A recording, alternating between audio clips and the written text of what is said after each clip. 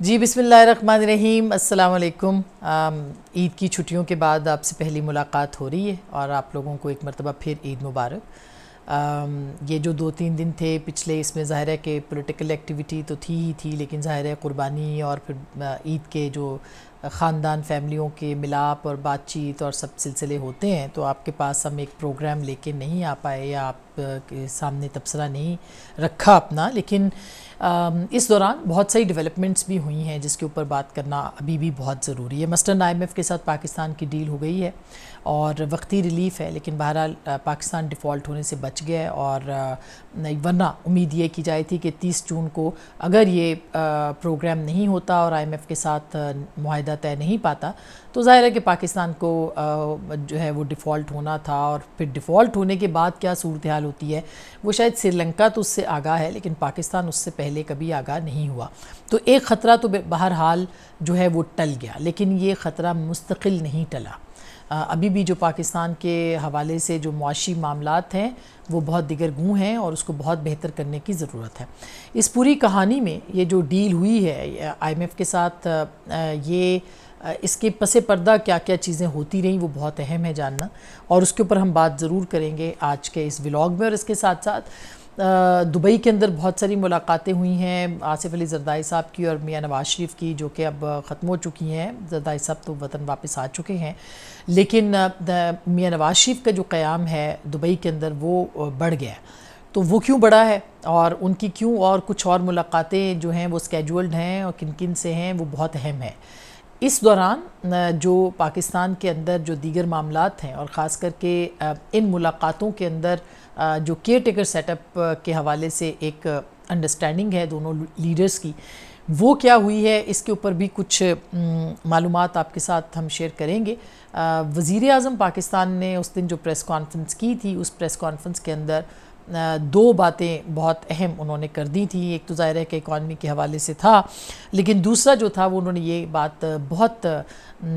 तफसील के साथ कही और बड़े यकीन के साथ कही कि मुद्दत पूरी होने पर हुकूमत छोड़ देंगे।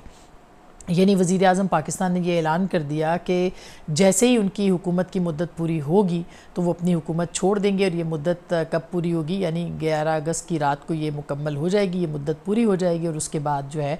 वो हुकूमत अपने घर को ये हुकूमत चली जाएगी। अच्छा, अब ये जो है इसके ऊपर हम ज़रूर बात करेंगे कि अगर वाकई ये हुकूमत जा रही है तो उसका उन्होंने जो ऐलान किया वज़ीर आज़म ने, तो फिर अगला खाका जो है वो क्या हो सकता है। एक खाका जो है वो दुबई के अंदर भी तय पाया है, लेकिन अब जो वज़ीर आज़म ने दो टोक लफ्ज़ों में ये कह दिया है, तो इसका मतलब ये है कि जो कॉन्टीन्यूटी ऑफ द गवर्नमेंट है, यानी कि जो तसलसल है हुकूमत का या इसकी मुद्दत बढ़ाने का, उसके हवाले से कोई ख़ास फ़ैसला अभी तक नहीं हो पाया या ये फ़ैसला अभी तक मुमकिन नहीं हुआ कि असम्बली को एक्सटेंड किया जाए और या फिर ये कि असम्बली जो है उसकी मुद्दत को बढ़ाया जाए। तो बहुत सारी चीज़ें क्यों नहीं हुआ और अब 11 अगस्त को जब हुकूमत जाएगी तो क्या होगा, इसके ऊपर हम आज के इस व्लॉग में बात करेंगे। पहले IMF की डील जिसके ऊपर प्राइम मिनिस्टर ने जो है वो बहुत ज़्यादा उसके अंदर जो है वो अपनी एफ़र्ट्स पुट किए और बहुत सारे मामलात जो हैं वो तय किए। इसमें जो इसहाक डार साहब हैं उनके किरदार के ऊपर बहुत से लोगों ने बड़ी तनकीद की है, लेकिन उनका एक किरदार एक हॉकिश किरदार रहा है और हॉकिश किरदार भी बड़ा ज़रूरी था इस IMF की डील के अंदर। यानी कि एक तरह से देखा जाए तो वो आंखें दिखाने का काम IMF को कर रहे थे, गो कि ये कोई पॉलिटिकली कोई बहुत ज़्यादा अच्छी स्ट्रैटेजी नहीं होती। पिछली हुकूमत भी ये काम करती थी, लेकिन उसके ऊपर मरहम रखना या उसको फिर बातचीत को आगे बढ़ाना, एक लिवरेज के तौर पर उस माहौल को इस्तेमाल करना, इसको जो है वो प्राइम मिनिस्टर पाकिस्तान ने इस्तेमाल किया। और जो फ्रांस का दौरा था उस दौरान वज़ीर आज़म पाकिस्तान के मुख्तलिफ़ लोगों के साथ मीटिंग्स हुई और उसमें MD IMF के साथ भी उनकी मीटिंग थी, जिसमें कि उनको पता चला कि बहुत सारी चीज़ों के अंदर जो लूपहोल्स थे, ख़ास करके इस्लामिक डेवलपमेंट बैंक के साथ जो मामलात थे, 50 मिलियन का वहाँ से उनको पैसे चाहिए थे। वहाँ पे प्राइम मिनिस्टर ने फ़ौरी तौर पर फिर उनसे बात की और फिर 50 मिलियन की बजाय $1 अरब जो थे वो इस्लामी डेवलपमेंट बैंक ने दिए। तो मुस्तकिल मीटिंग्स जो थी, अगर देखा जाए तो पेरिस का जो दौरा था उसमें सिर्फ़ और सिर्फ IMF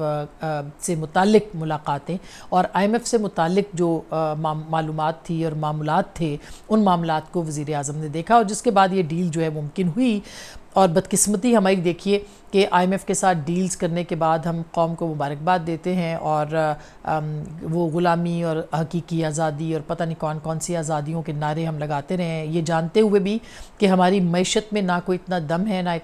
इतना हमारी इतनी मईशत मजबूत है, बल्कि इंतहाई कमज़ोर है। अब तो ये डर यहाँ तक बढ़ गया है कि शायद पाकिस्तान जो है वो तकरीबन कुछ सबसे जो बड़े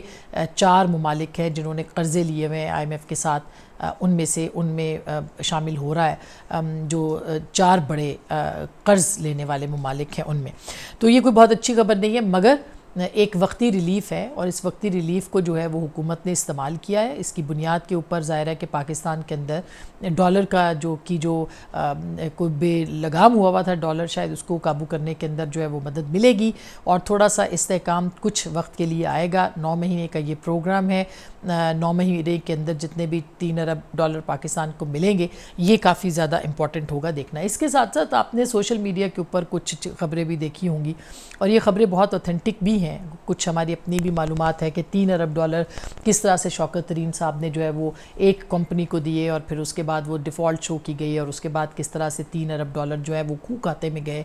इसकी इंक्वायरी, ये नालायकी है इस हुकूमत की, मौजूदा PDM गवर्नमेंट की, और जिसमें पीपल्स पार्टी भी शामिल है, कि जिन्होंने इसकी इन्वेस्टिगेशन नहीं की कि $3 अरब किस तरह से खू खाते में गए, किस तरह से ज़ीरो इंटरेस्ट रेट के ऊपर जो है वो बांटे गए, वो दिए गए, कंपनी को दिए गए, वो कंपनी को डिफ़ॉल्ट शो किया गया। और ये बहुत एक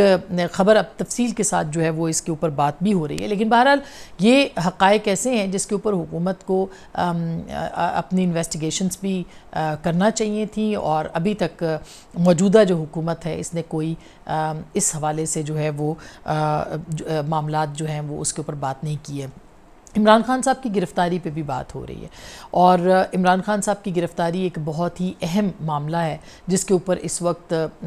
PDM गवर्नमेंट और जितने भी लोग हैं उनके दरमियान, यानी आला जो इस्टेब्लिशमेंट के लोग हैं, उनके बीच एक बातचीत जो है वो एक चल रही है। और गुज़िश्ता जो हमारा व्लॉग था उसके अंदर हमने आपको ये बताया था कि दुबई के अंदर जो मामलात हैं या जो इस्टेब्लिशमेंट चाहती है कि जल्द से जल्द 9 मई के मामलात को, वाक़यात को किसी मंतकी अंजाम तक पहुंचाया जाए। और जो ISPR की प्रेस कॉन्फ्रेंस भी थी, DJ ISPR की, उसमें भी उन्होंने कहा कि मंतकी अंजाम तक अगर कोई नहीं पहुंचाने देगा, रुकावट बनेगा, तो उसको भी जो है उससे भी सख्ती से निपटा जाएगा। इत्तलात कहा जाए या इसको ज़रा हम 2+2 इस पे ज़्यादा कर लेते हैं, क्योंकि दुबई के अंदर जो मीटिंग थी उससे पहले जो मुलाकात वज़ीर आज़म और आर्मी चीफ़ की हुई थी, उस वक्त भी व्लॉग में हमने ये बात की थी कि अगर ये मौजूदा हुकूमत इसने फ़ैसला कर लिया कि इमरान खान साहब को गिरफ़्तार करना है, तो शायद उसके बाद फिर ये होगा कि ये कंटिन्यू कर सकते हैं या ये तभी करेंगे अगर इन्होंने कंटिन्यू करना हुआ। और अगर इन्होंने कंटिन्यू नहीं करना हुआ तो फिर ये 11 अगस्त को अपने घर चले जाएंगे और उसके बाद फिर जो है वो निगरान सेटअप जो है वो इसके ऊपर मामलात या जो बाकी मामलात हैं वो देखेंगे। लेकिन अब इत्तलात ये आ रही हैं कि इमरान खान साहब की जो गिरफ़्तारी है वो 9 मई के वाक़यात में अगर उनकी गिरफ़्तारी अमल में नहीं आती तो वो मंतकी अंजाम तक वो नहीं पहुँच पाएगा मामला। ख़ुद इमरान खान साहब ने भी कहा है कि शायद उनको 2 हफ़्तों के बाद जो है वो गिरफ़्तार कर लिया जाएगा। तो एक चीज़ें जो हैं वो अब अपने हतमी मराहिल की तरफ जो है वो बढ़ रही हैं और इसी सूरत में जो दुबई की मुलाकातें थीं उसके अंदर एक जो मुमकिना एक सेटअप है उसके हवाले से भी पूरी बातचीत जो है वो की गई। उसमें सबसे पहली बात तो ये कि पाकिस्तान की जो मईशत है उसके अंदर क्या क्या मामलात हो सकते हैं और कहाँ तक ये बात जा सकती है, कहाँ जाके रुकेगी, क्योंकि अगली जो डील है वो नई आने वाली हुकूमत को IMF के साथ करना पड़ेगी और कुछ गारंटीज़ बहरहाल IMF को देनी पड़ी है रियासत पाकिस्तान को, जिसके बाद ये भी मुमकिन हुआ है कि आपको $3 अरब जो है वो मिले हैं। तो वो जो एजेंडा है उस एजेंडे के ऊपर एक जिसे कहना चाहिए वो हम आहंगी पैदा हुई है और की गई है पाकिस्तान पीपल्स पार्टी और PMLN की लीडरशिप के बीच में। कुछ पावर शेयरिंग होल्डिंग जो है या पावर शेयरिंग फार्मूला जो है उसके ऊपर भी कुछ मामला जो हैं वो तय पाए हैं, मसलन पंजाब और सिंध के हवाले से, ये पहले भी हम आपको बता चुके हैं। और इसी तरह से निगरान सेटअप के हवाले से भी निगरान सेटअप अब जो भी आएगा हो सकता है कि ये निगरान सेटअप जो है ये कंटिन्यू करे जिस तरह से पंजाब का लंबा कंटिन्यू कर रहा है निगरान सेटअप, इसी तरह से इसको भी जो है तकरीबन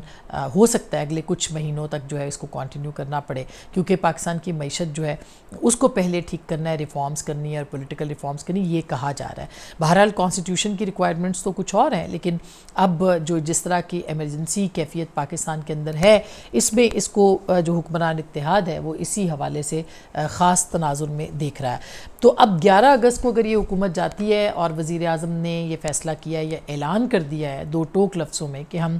जो है वो अपनी मुकर्रर मुद्दत के बाद नहीं रुकेंगे, तो इसका मतलब ये है कि निगरान सेटअप जो बनाया जाएगा वो आएगा और ये 11 अगस्त की रात को या उससे पहले कुछ दिन पहले या कुछ घंटे पहले जो है वो इम्कान है इस बात का कि ये रुखसत हो जाए और फिर जो नया सेटअप आए वो मुख्तलिफ रिफॉर्म्स में भी बात करे और उसके अलावा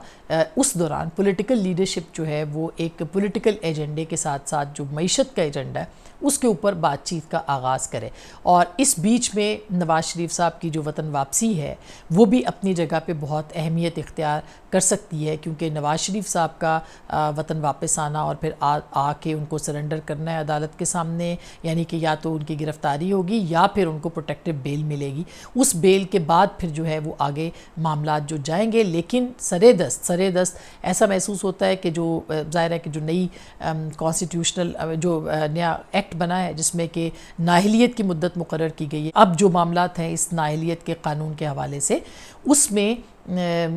जो नवाज़ शरीफ साहब हैं उनके ऊपर ये कदगन जो है वो ख़त्म हो गई है, तो इसके ऊपर वो लीगली जो है वो अब कंटिन्यू करेंगे, कर सकते हैं, या हो सकता है वो 4th टाइम प्राइम मिनिस्टर के लिए भी जो है वो कैंडिडेट हों। तो काफ़ी अहम चीज़ें, लेकिन अगले कुछ हफ्तों के दौरान अदालत का रवैया और उनका जो मामलात हैं उनके वो भी सामने आ जाएंगे। वैसे तो छुट्टियां होने वाली हैं और फिर उसके बाद अगस्त है और सितंबर में बंदियाल साहब जो हैं उनकी रिटायरमेंट हो जाएगी, लेकिन अगले हफ्ते के अंदर जो है वो कुछ मिजाज उनका भी सामने आएगा। अहम बात यही होगी कि इमरान खान साहब की गिरफ़्तारी अगर अमल में आती है तो सुप्रीम कोर्ट बहरहाल मौजूद है और गैर मुय्यना मुद्दत तक मिलिट्री कोर्ट्स का मामला भी जो है वो इल्तवा का शिकार हो चुका है। तो फिर क्या सूरत हाल बनती है, क्या क्या चीज़ें सामने आती हैं, ये बहुत अहम होगा देखना। अपना बहुत ख्याल रखिएगा। हमने आपको तकरीबन तमाम जो चीज़ें हैं वो बता दी हैं, जो कि टिप्स हैं उनको हमने आपके सामने उन डॉट्स को कनेक्ट करने की कोशिश की है। उम्मीद है कुछ चीज़ें आपको समझ में आई होंगी। और चूँकि हम इम्कानात की बात करते हैं, सहाफ़ियों का काम होता है ख़बर को ला के दे के, हम कोई कैटेगोरिकल चीज़ नहीं कर सकते, ना करते हैं, क्योंकि ये चीज़ें डेवलप हो रही होती हैं, तो ये डेवलपिंग स्टोरीज़ हैं। लिहाजा आप इन सारी ख़बरों को जोड़िए, समझिए, सोचिए, फिर आपके साथ मुलाकात होगी अल्लाह ने के बाद।